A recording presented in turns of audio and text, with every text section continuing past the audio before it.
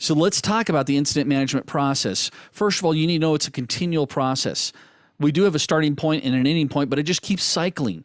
We first start off with coming up with a way of handling and reacting to events. We don't run around, the internet's down, the internet's down.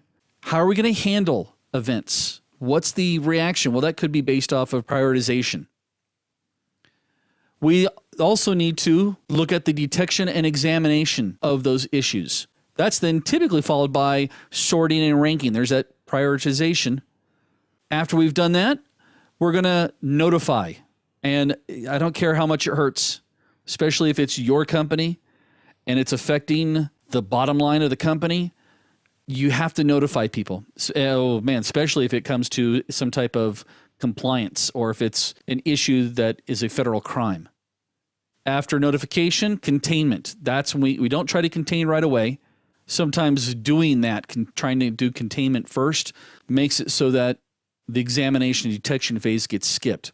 Let me give you an example. I had my own ISP service out in the community that I live in. We didn't have high-speed internet out here, so I fired up my own ISP service. It was wireless.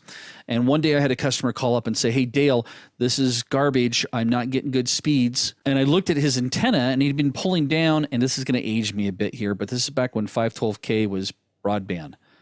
Yeah, we had internet back then. Anyway, I said, Sean, dude, you've been pulling down 512K solid for the past 20 hours. And he said, well, I'm not going anywhere. I can't get anywhere. I don't know what's going on. Just so happened that a friend of mine who's a white hat for Microsoft, his name's Mark Burnett, he's written several books. He specializes in IIS servers. Anyway, he happened to be there with me. And we started looking at the packets going across. We didn't try to contain it right away. I was like, man, we got to block this, whatever's going on. He goes, no. We need to see what's happening here so that we can figure out and come up with a solution. Long story short, we went out to the customer's house and he'd plugged the antenna, the wireless antenna, directly into his computer without going through a router. And after doing some research, we found that an IP address out of Germany had put inside of his recycle bin, and he buried it several layers deep inside the recycle bin, a FTP site. And he was acting as an FTP server for a pirated movie site.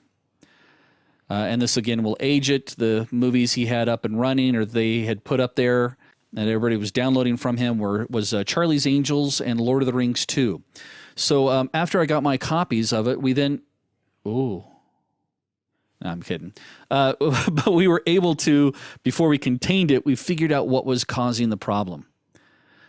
Then we go back, do the forensic examination, trying to figure out, okay, how did they make their way in? Well, it was pretty obvious at that point what had happened. We then purge and recover, or back up the movie and recover. No. By purging and coming up with a recovery, sometimes we have to recover data that's been lost.